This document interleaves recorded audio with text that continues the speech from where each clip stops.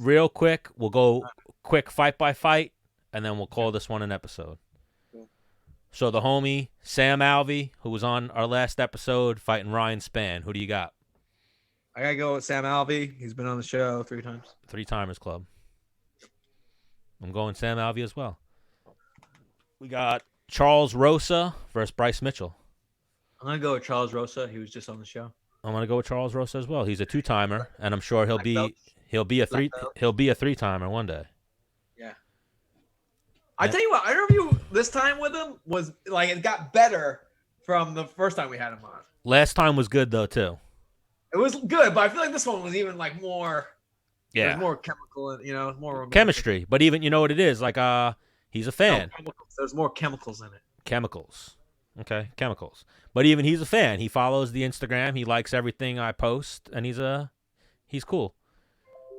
Then we have Vicente Luque versus Nico Price. I'm gonna go Vicente. Yes, we were trying to. Vicente wanted us to interview him Friday, but we were unable to. And then I hit him up about today, but I guess he's probably. I think he might be coming from Brazil. This is a rematch. A rematch. Price won the first time. Yes, you are correct. Yeah. I believe he decisioned Vicente the first time. And that was what kind of... And they both have become, like, even different fighters since then. Yeah. So he Darce choked Vicente the first time. And then Vicente... Wait, let me see. Win. Oh, no. Vicente won the first time by Darce choke. Yeah. Okay. I saw an interview where Price was like, he beat me, but, like, I'm coming back. Yeah, no. So Vicente won this fight by Darce choke. Yeah.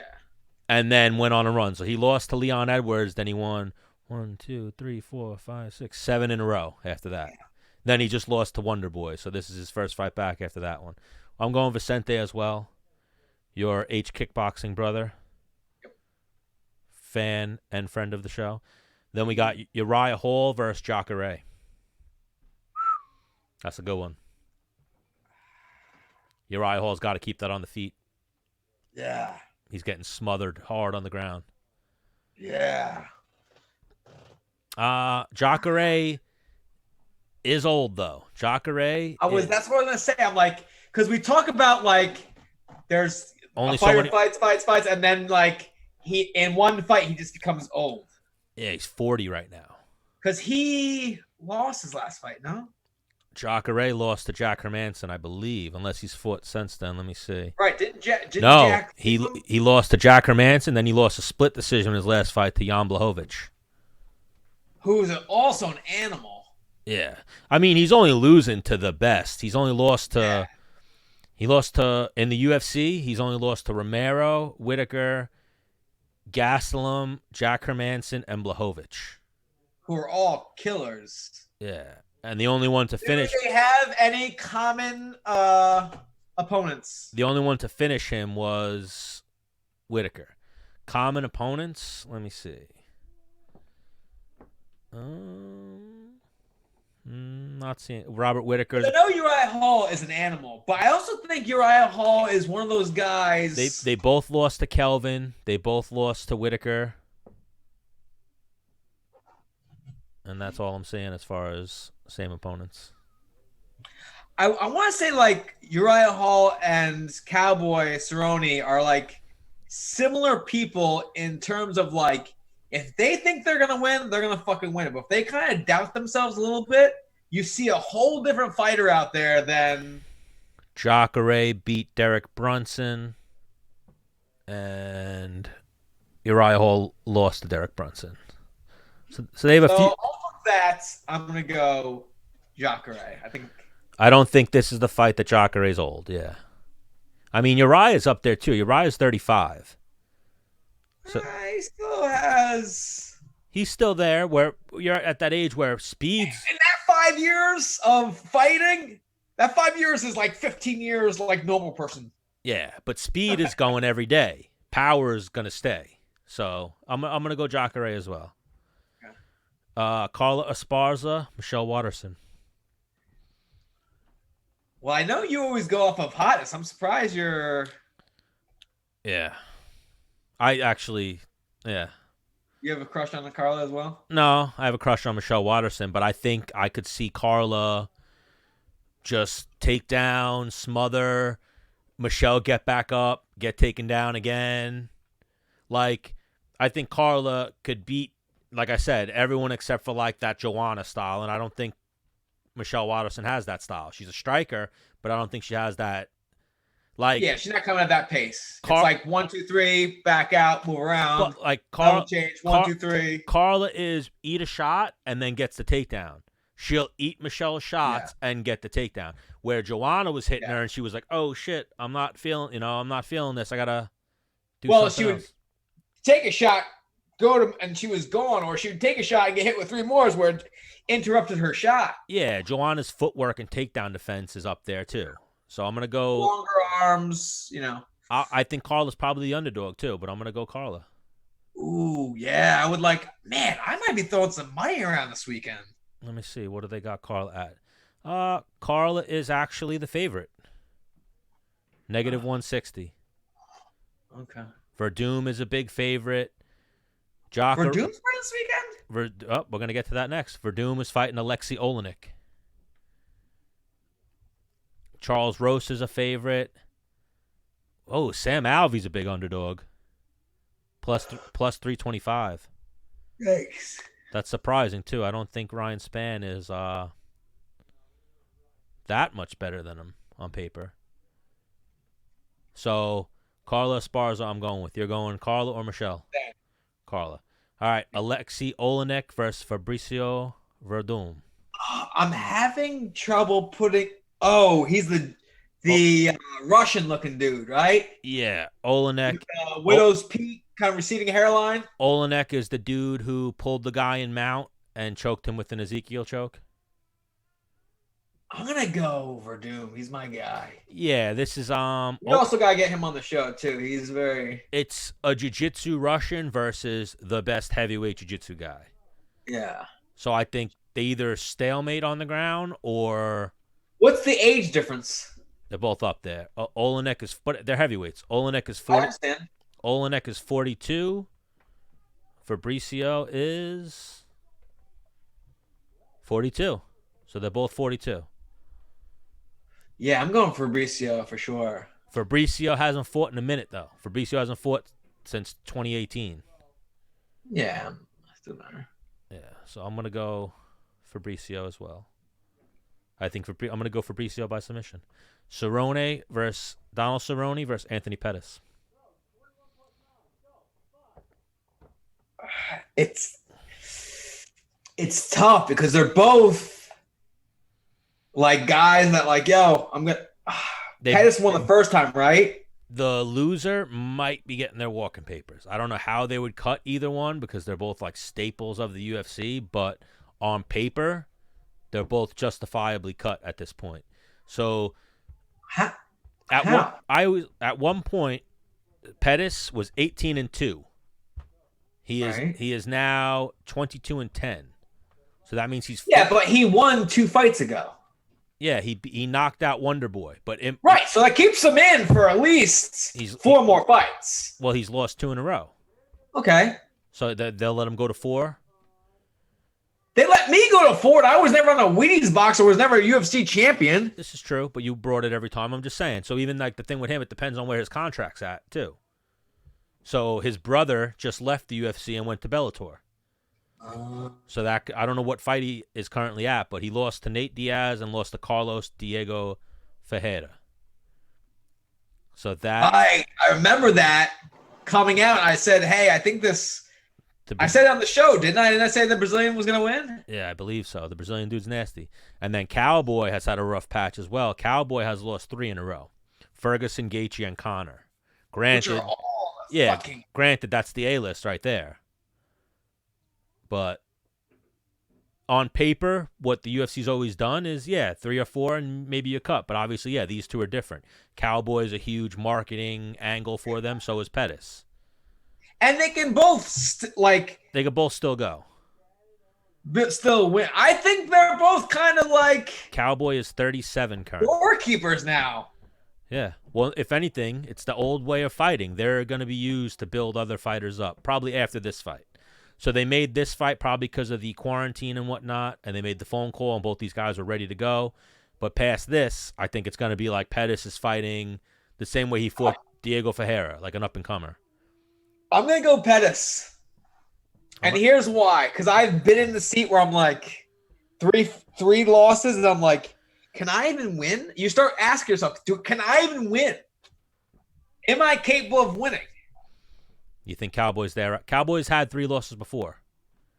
Cowboy had Masvidal, Robbie Lawler, and Darren Till at one point, and he came back from that. Who did he win coming back from that? Yancy Medeiros. Which is a very similar person to Pettis. Yes, Pettis is a little more polished, but Yancey's tough, yeah. But there's also there's the three losses in a row. Then Pettis liver kicked him and shut him down. We're like, that's stuff in the back of his fucking head. Absolutely. And even what could happen now is Pettis throws that kick, and he'll be like, oh, here comes that body kick again. Nope, it's coming up top this time. So, yeah. There's definitely a mental game right now for more. And then Pettis, it's like, yo, I beat this guy once, easy, I'll do it again. Yeah, it's more of a mental battle, this fight for Cowboy, especially he just came out publicly and said, yo, I fought Conor, wasn't even there. He said, all right, so wait. I think Pettis is gonna win. I like Cowboy, like who he is, how he fights. His quote was, he was like, Donald showed up. Cowboy wasn't even there. Wow. That's what he said happened. He's a real one, dude. Yeah. That's another guy we gotta get on the show too. Did we ever slide in his DMs? I don't think I did. Maybe I did. Maybe I was drinking up some Budweisers. No. Yeah, someone's got to have his phone number. Yeah. Greg Hardy, your old friend Greg Hardy versus Jorgen De Castro. Yeah, I'm gonna go Greg Hardy. Even though he left, I think so he's in my Clash. He was in my Clash Royale. He left. Yeah.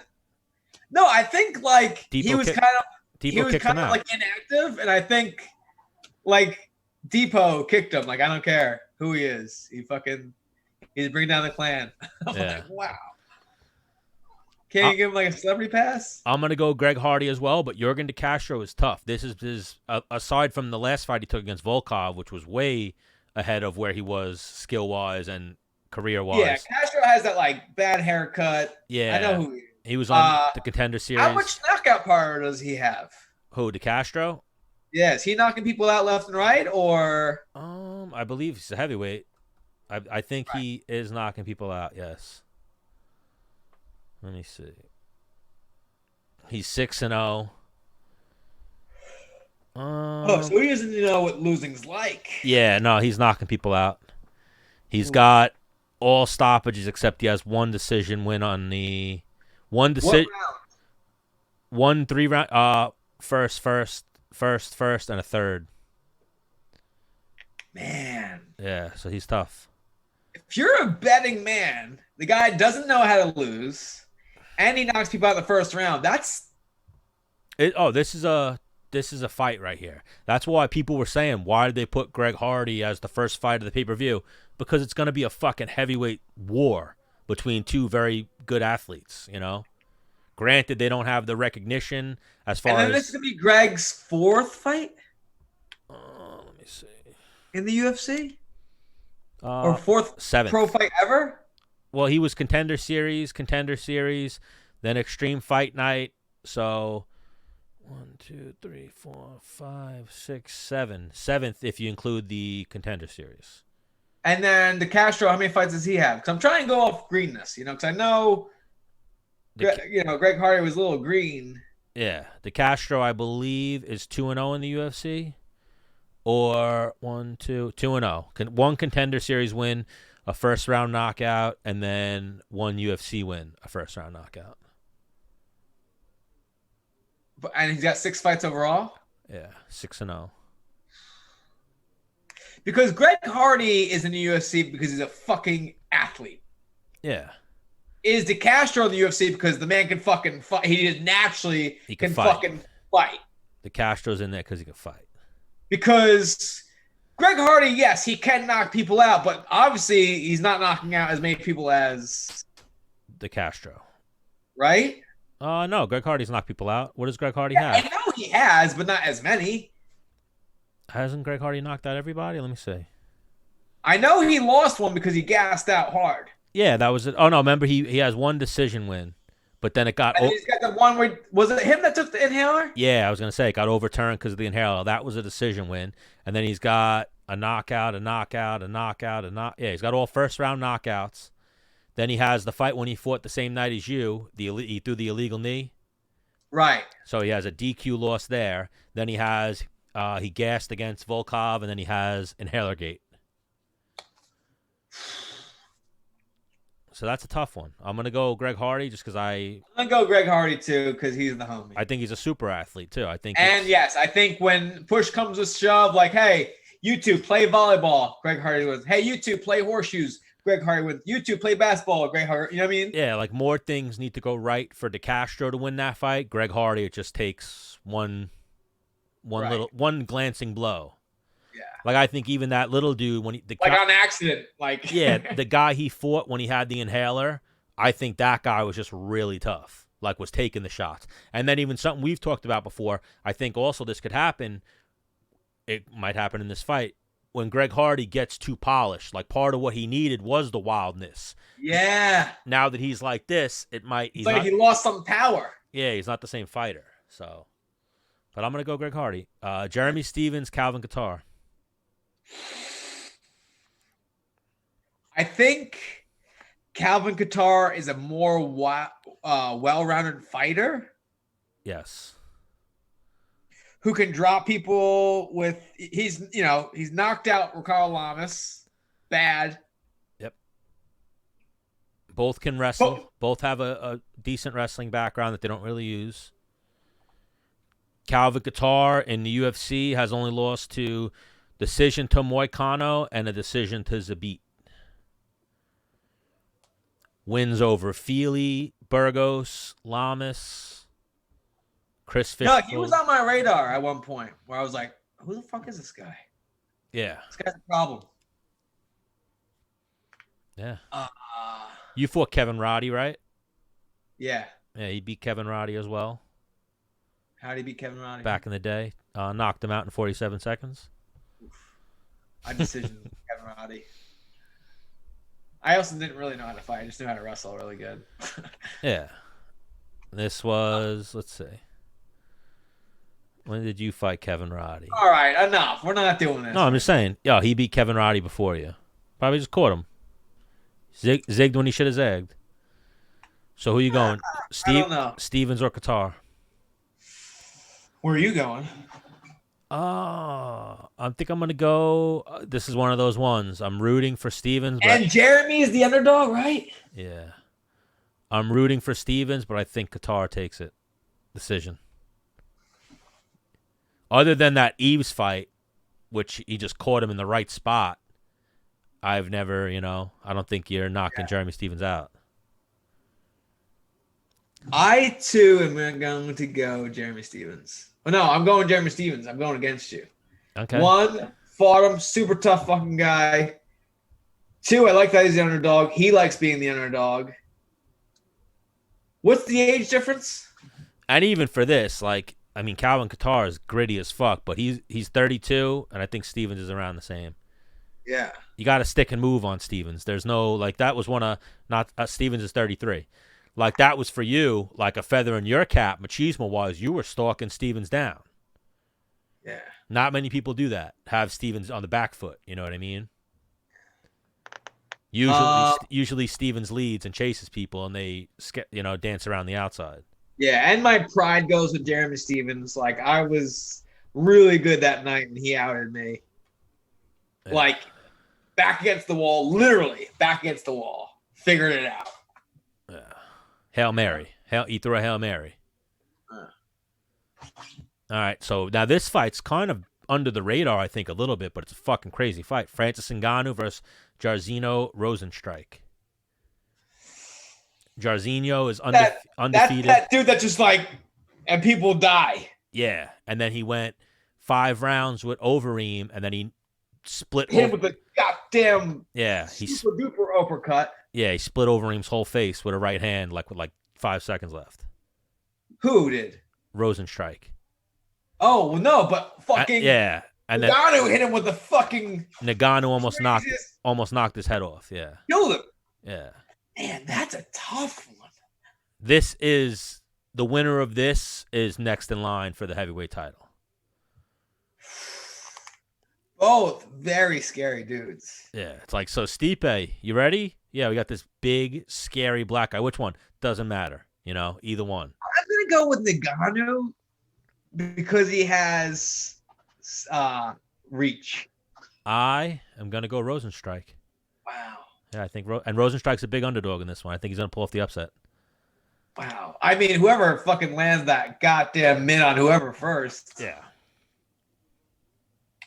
What are the odds on how long the fight goes? I'm willing to be like, hey, that fight ends in the first round. Well, I'm looking on the first one that came up is OddsShark, so I'd have to look at another site that has I mean, I hate that we're talking odds, but I'm definitely hitting up my homie, and we're gonna do a little.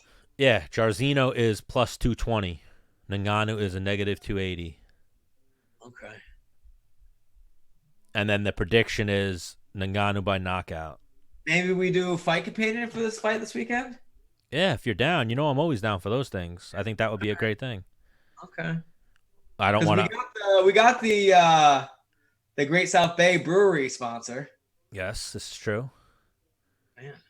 All right. I'll hit up Rick over at Great South Bay. He told me to give him a time. I told him, you tell me the time. And then we left it off at that. So I'll hit him back. See when I can go grab us a case of some delicious Great South Bay beer. I'll drop some off at the crib. And then every time they do a commercial, we'll do a commercial. Yeah. And then that's up to you. I mean, I think I'm immune to it. I think you're immune to it at this point. Knock on wood. But we can hang out and watch the fights, or we could Zoom it. I don't listen, Stan. We got to do the right thing. So we'll Zoom it? When was the last time you had a weirdo over your house? A weirdo? You mean a gorgeous young lady? I don't know. A week ago? 2 weeks ago? But I think how many have you had over your house over the quarantine?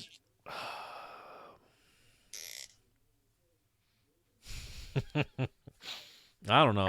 One or two may listen to the show, so we'll save that. But at least three. At least three? At least three. So it could be 7. Yeah. Well, if you use the rule of thumb, where it's like when whatever a guy says, so that either means 1. It either means 1 or it means 9. You multiply by 3. But no, I've been doing. The quarantine has not affected my charm, if you will, at all. And now you almost have this new thing where you what's the play? What's the play now? Can't go anywhere. I have sponsored by Great South Brewery. If you want a couple, I can give you if you want to come over and pick them up. It's a conversation, and then blah blah blah. Then you take it to text, and then it's like, let's have not a FaceTime date, but you FaceTime once or twice, and then it's you clearly see I'm not a serial killer. You want to come over and watch a movie, or you want to hang out and watch a movie, and then I'm either going there or they're coming here. And then it's pretty much so in the quarantine, the term Netflix and chill has changed to quarantine and chill. Okay. And people are into it. What happens when they walk into your place and they see that huge banner of you and some Puerto Rican? I don't know. No questions. I do a podcast. Really? Yeah, no questions. Just I do a podcast. Oh, that's cool. They already kind of know. That's part of the conversation. What do you do? Yeah. Okay. What do you do? I'm like, you haven't heard Menace and the Man yet? The worst, like I've told you, is when they start listening. And I've had a few that start listening, and then it's like, you said this. I'm like, it's a character. It's like how I say I'm like, it's a character. It's not the truth. Even this thing was hypothetical. You know what I need to do in my spare time? I'm going to come up with it, and I'm going to have it become our new intro. If not, I also want to have Brian Kelleher make us a song. But it's going to be one of those things. Everything you hear on Menace and the Man is, not legally binding. No, hang on. I actually got a kid. That'll do it? That can do it? Oh, my God. His name is Dwight Lepp. The comedian kid that does the No, not the comedian kid. I actually put one of his songs on my story one time because I thought it was so awesome. Oh, you're saying for an intro song or an outro song? Yeah. Oh yeah, I'm into it, but I'm saying I want to do that disclaimer thing. Like you ever see yes. Oh, dude, I can have the voiceover guy definitely do it. Oh, a million percent. Huh? A million percent. I want to do it. Like, you know how at the beginning His of name is Hendricks. Is his last name. at the beginning of ridiculousness, it has that thing like, do not send your. I want to do something like that. Okay. Like everything that you hear on Menace and the Man is a hypothetical. It might be true. It might not be true. You know, have it be funny though. I'll set it up for him to come on the next show. And then have the end of it be like, so if you're an oversensitive person, just shut the fuck up and listen. You know, just shut the fuck up and laugh. It's fine. Yeah. So now we'll do our last two here. Henry Cejudo, Dominick Cruz. We got Cruz a plus 180, a plus 180 dog, and Cejudo a negative 230 favorite. Like I said, this one I'm going. I want Cruz. I think Henry. I mean, I want Henry too. This is a tough fight for me. Listen, Stan, you can't have your cake and eat it too. I'm just saying, I don't want to pick. It's almost one of those ones where I don't want to pick, but that's even the main event too. So both of them are there, pants down. You're grabbing both their hogs. You're like, But if we're gonna go by what we said earlier, no, I'm not grabbing any hog. Yes, you would, Stan. Bro, the best is even I should have said that to Dana. I'm like, Dana, when Menace said you were coming on the show, he told me, what'd you say? Get your lube. You told me go get your. Get your lotion out. Yeah, you were like, go get your lotion out. Dana's coming on the show. But if I'm going with what we said earlier, who's come on the show? We've had Henry's coach on numerous times. We've had Dom's coach on a few times, but we've had Henry on the show. So I got to go there. Yeah. Come on. And then Tony Ferguson, Justin Gathje. We had Justin Gathje earlier make his second appearance on Menace and the Man. Tony Ferguson has made 0 appearances on Menace and the Man. Yep. Reads and responds to my messages, but just won't come on the fucking show. What'd you do to him when you trained? He probably didn't know who I was. No, he definitely knew who you were. Should we start like being like, we were gonna have Tony on? Yeah, I think I want to start doing that for Tony and Weidman because I feel like Weidman's so long overdue. Yeah. So long overdue. Yeah. It's like, all right, we ran out of time. Well, the thing is, we were trying to get Weidman like in the studio, you know. No, yes, at first, and then I even said, let's try just to get anything from him, and then you hit him up, or is that what you were trying to get him in studio? He started asking about the baby pictures. I don't know. Remember, you hit him up. And no, it wasn't asking about baby pictures. He was asking about the G Fuel. Yeah, get me my baby pictures from G Fuel, and you were like, really? And he was like, yeah, I'm being serious. Ignored completely the question of, hey, when you coming on the show? And was like, yeah, never mind that, but get my baby pictures. So, yeah, thanks a lot, Chris Wyman. But, so, Gaethje Ferguson. We got Tony Ferguson as a negative 180 favorite. Gaethje. Oh, it's a tough one to pick, but I'm going Gaethje as well. I think Gaethje's the underdog? Gaethje's the plus 150 underdog, yeah. So you bet 100, you win 150. Yeah, I'm doing that. How do you think Gaethje wins this? Knockout? Yeah. TKO? All right, I'm going to go with that as well. And that concludes UFC 249. We'll be back next week with another episode. Maybe we'll do a fight little party this weekend. We'll see what happens. Maybe.